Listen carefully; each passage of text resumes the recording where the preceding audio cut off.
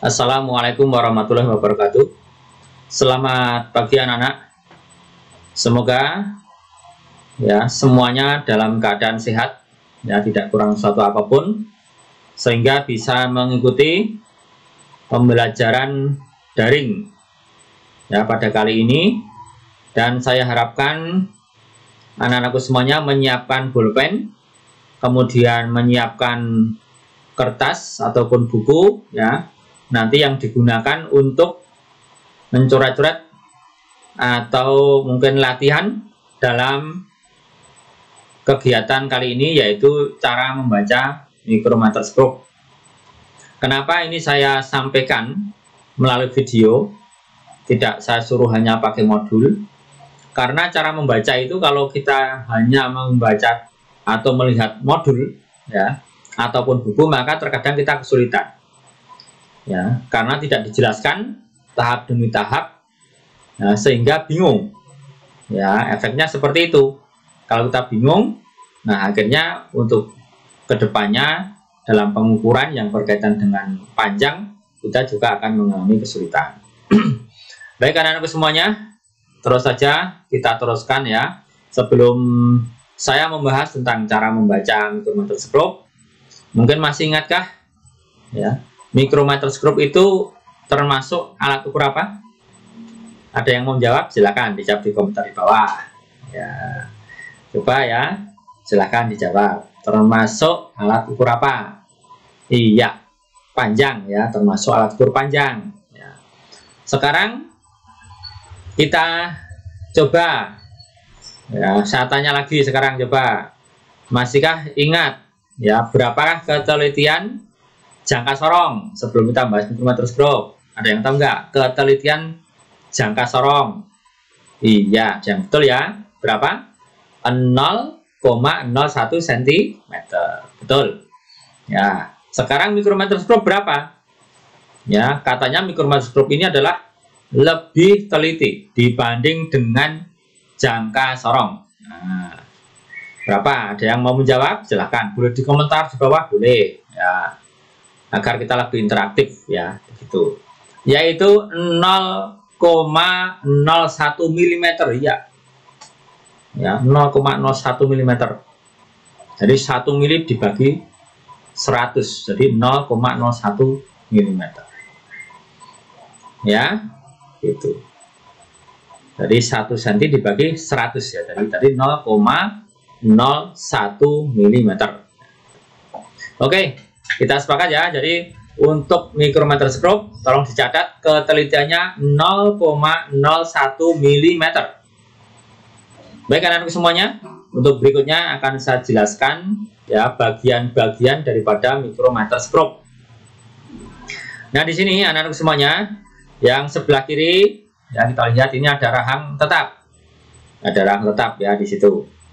Kemudian sebelah kanannya juga ya, anak-anakku, di sini ada yang namanya rahang putar. Rahang putar. Kemudian di sebelah kanannya lagi yaitu ada silinder tetap yang berisi skala utama, dan di sini ada penguncinya, dan di sini ya ada skala non-use. Sini ada pemutar silindris yang kita gunakan untuk memutar-mutar. Nanti di sini ada benda sehingga terjepit ya pada posisi tertentu ya, sehingga bisa kita ukur. Nah, mutarnya jangan terlalu kencang ya. Kalau kencang nanti bendanya akan apa istilahnya? Akan penyok. Pakai ini, makanya memakai yang kanan. Silinder bergerigi pakai ini untuk mutar. Sehingga tidak sempat penyok, ini sudah krek. Nanti kalau kita klep bisa kita praktekkan anak-anak ya. Bisa kita praktekkan begitu. Baik, untuk berikutnya ya, sebelum saya menjelaskan tentang cara mengukurnya atau cara menghitung hasil pengukuran mikrometerskop ya, coba kita lihat dulu. Di sini ada skala ya. Coba sekarang kita bayangkan skala ini kita potong ya, karena kalau membaca kita hanya perlu dua skala ini, yaitu skala utama sebelah kiri dan skala non use. Ini nanti kita ibaratnya kita lihat perbesar, kita potong ya, dan nanti kita tampilkan angka-angkanya, sehingga nanti kita semua bisa membayangkan, oh yang dilihat adalah bagian skala utama dan non-use-nya ya. Oke, kita teruskan saja ya. Nanti agar kita bisa latihan membacanya pelan-pelan. Kemudian nanti kalau ada latihan lagi, tolong nanti bisa diperhatikan. Baik. Baik, untuk anak-anak semuanya, kita lihat dulu, yaitu contoh cara menentukan hasil pengukuran mikrometer stroke, ya, gitu. Di sini ada gambar, ya, yang sebelah kiri, ya, adalah skala utama, yang di sebelah kanannya yang berdiri ini bisa diputar-putarin tadi apa? Skala apa? Nonius, ya, bagus sekali, Nonius. Baik. Untuk berikutnya akan kita lihat ya. Mungkin Anda bisa membaca di sebelah kanan sudah saya tuliskan. Namun perlu dilihat bagaimana cara mendapatkan hasil angka itu, pengukuran itu. Baik. Sekarang akan kita lihat skala utama dulu. Ini satu ini di sini ya. Maaf, 0 ya, di sini 0 dulu. Kita naik setengah, ini setengah. Ini 1.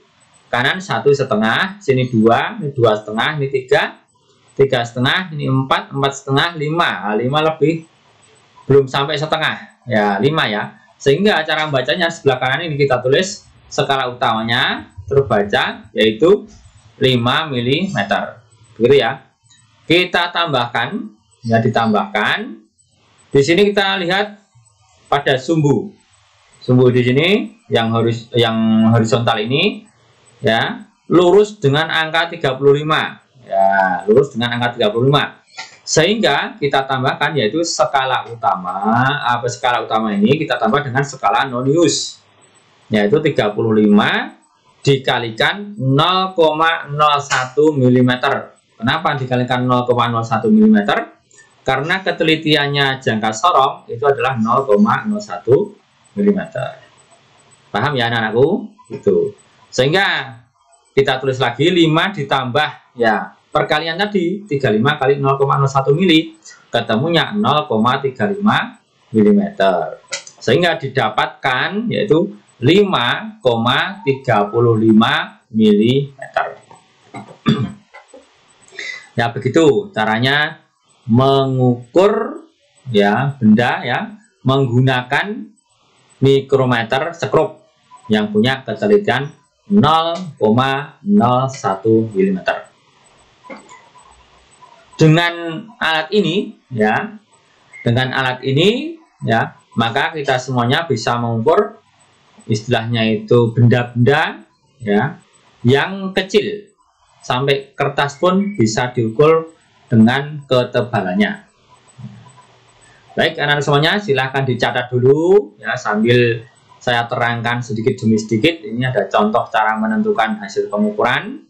Dicatat dulu sebentar, ya, 1 menit, ya, sambil saya bicara. Kemudian ini nanti akan kita teruskan dengan latihan, ya, latihan. Karena kalau sudah saya berikan contoh, mestinya ada latihan. Kalau hanya cukup contoh, ya, mungkin belum jelas. Kemudian kita melihat video lagi belum jelas lagi. Nah, kalah baiknya dan langkah indahnya kalau kita berikan contoh, ya. Dan saya kira contohnya 1 sudah cukup.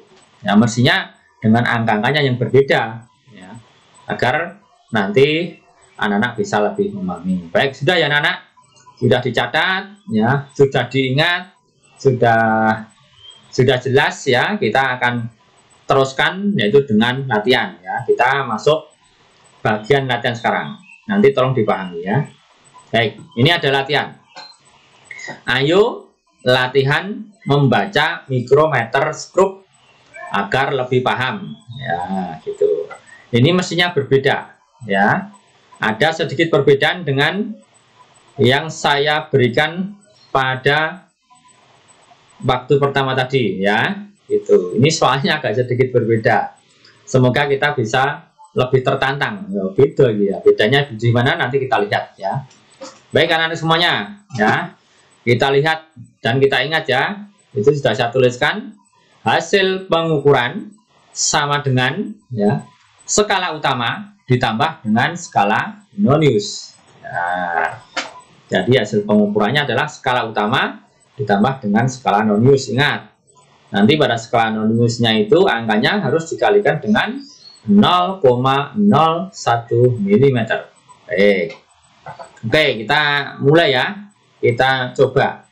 Silahkan dikerjakan dulu, ayo cepat-cepatan. Nah, silahkan di komentar, ditulis yang sudah mengerjakan dan paling cepat siapa. Ayo, silahkan.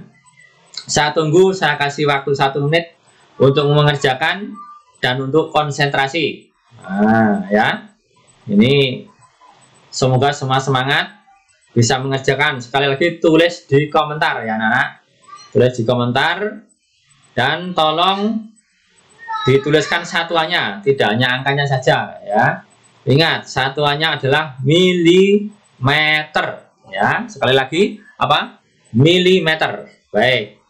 Ya, oke. Kalau anak-anak sudah menuliskan di komentar ya, saya tunggu sekitar 15 detik ya.